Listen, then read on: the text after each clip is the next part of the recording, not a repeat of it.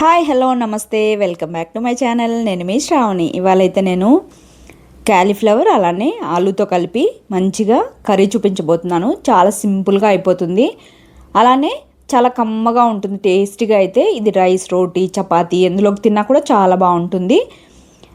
ఈ కాంబినేషన్ అయితే మాత్రం ఎలా చేసుకున్నా కూడా చాలా బాగుంటుంది కదా. ఈ విధంగా అయితే తప్పకుండా ట్రై చేయండి. లేట్ చేయకుండా ప్రాసెస్లోకి వెళ్ళిపోదాం. ముందుగా అయితే క్యాలీఫ్లవర్ని ఈ విధంగా మీడియం సైజు ముక్కలు కట్ చేసి పక్కన పెట్టుకోవాలి. వాష్ చేసుకొని ఒక బౌల్లో వాటర్ తీసుకొని మంచిగా మరిగిన తర్వాత అందులో కొద్దిగా సాల్ట్ వేసి ఈ క్యాలీఫ్లవర్ ముక్కలను కూడా వేసేసి 1 నిమిషం పాటు ఉండనిస్తే సరిపోతుంది. తర్వాత అయితే తీసి పక్కన ఉంచుకోవాలి. తర్వాత మసాలా కోసం అయితే ముందుగా నేను ఇక్కడ ఎండుమిర్చి అలానే జీడిపప్పులను అయితే హాట్ వాటర్లో సోక్ చేసి పెట్టుకున్నాను. వాటిని అయితే మిక్సీలోకి ట్రాన్స్ఫర్ చేసేసుకొని అందులోనే టమోటో అలానే వెల్లుల్లి కూడా వేసేసుకోవాలి. వేసుకున్నాక ఈ విధంగా మెత్తగా మిక్సీ పట్టేసుకొని పక్కన పెట్టేసుకోవాలి. తర్వాత అయితే స్టవ్ మీద కడాయి పెట్టుకొని ఆయిల్ వేసుకోవాలి. అలానే అందులోకి కొద్దిగా బటర్ కూడా వేసుకొని మెల్ట్ అయ్యాక ఇందులోనే కొద్దిగా జీలకర్ర అలానే కరివేపాకు వేసుకోవాలి.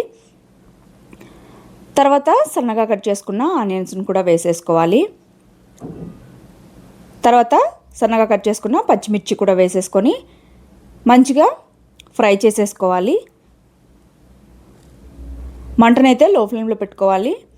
ఇక్కడ మీరు కావాలంటే అచ్చంగా బటర్తోనే చేసేసుకోవచ్చు, ఆయిల్ ఏం వేయకుండా అలా అయినా చేసుకోవచ్చు. ఇక్కడ ఆనియన్స్ కూడా మంచిగా మగ్గిన తర్వాత ఫ్రై చేసి కొద్దిగా అల్లం వెల్లుల్లి పేస్ట్ వేసుకొని పచ్చివాసన పోయేంత వరకు ఫ్రై చేసుకున్న టమాటో ముక్కలను కూడా వేసేసుకొని మంచిగా మెత్తబడేంత వరకు ఫ్రై చేసుకుంటే సరిపోతుంది. తర్వాత ఇందులోనే సాల్ట్, పసుపు కూడా వేసేసుకొని పచ్చివాసన పోయేంత వరకు ఫ్రై చేసుకున్నాక కాలీఫ్లవర్ ముక్కలు అలానే ఆలు కూడా వేసేసుకోవాలి. ఇక్కడ వేసుకున్న తర్వాత మంటను లో ఫ్లేమ్లో పెట్టుకొని మంచిగా ముక్కలు అనేవి కాస్త మగ్గేంత వరకు కలుపుతూ మంటను లో ఫ్లేమ్లో పెట్టుకొని మూత పెట్టుకొని మధ్య మధ్యలో కలుపుతూ ఫ్రై చేసుకోవాలి. ఇవి కాస్త మగ్గితే సరిపోతుంది, మరీ ఎక్కువ ఉడికిందంటే మెత్తబడిపోతుంది ముక్క అనేది. ఈ విధంగా ఫ్రై అయ్యాక ఇందులోకైతే మనం మిక్సీ పట్టి పెట్టుకున్న మసాలాను అయితే వేసేసుకోవాలి. మసాలా వేసాక మంటను లో ఫ్లేమ్లోనే ఉంచుకొని కలుపుతూనే ఉండాలి, అడుగంటేస్తుంది లేదంటే.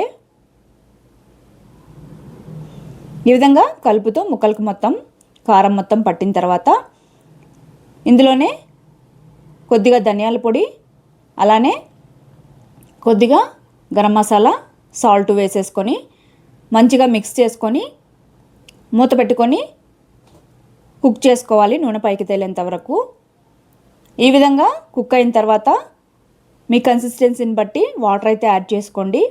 ఇక్కడ ఈ విధంగా డైరెక్ట్గా ఈ గ్రేవీతో అయినా తినేసేయచ్చు, లేదు అంటే వాటర్ యాడ్ చేసుకోవచ్చు. నేనైతే వాటర్ యాడ్ చేస్తున్నాను. రోటీలోకి కొద్దిగా వాటర్ యాడ్ చేసుకుంటేనే బాగుంటుంది.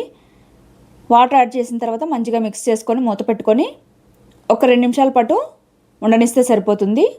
తర్వాత అయితే చివరిగా కొద్దిగా కస్తూరి మెతిని వేసేసుకొని మిక్స్ చేసేసుకొని మూత పెట్టుకొని 1 నిమిషం పాటు ఉండనించి స్టవ్ ఆపేసుకుంటే సరిపోతుంది. మన వేడి వేడి క్యాలీఫ్లవర్ ఆలు కర్రీ అయితే రెడీ అయిపోతుంది. ఇదైతే మాత్రం చాలా కమ్మగా, స్పైసీగా లేకుండా టేస్టీగా ఉంటుంది. తప్పకుండా ట్రై చేయండి. ఏదైనా జీరా రైసు, బగారా రైస్లో కానీ ఇంకా రోటీ, నార్మల్ రైస్లో కూడా చాలా బాగుంటుంది. పిల్లలు కూడా ఇష్టంగా తింటారు. తప్పకుండా ట్రై చేయండి. నచ్చినట్టయితే మన ఛానల్ అయితే సబ్స్క్రైబ్ చేసేసుకోండి. Okay, bye. Thank you for watching.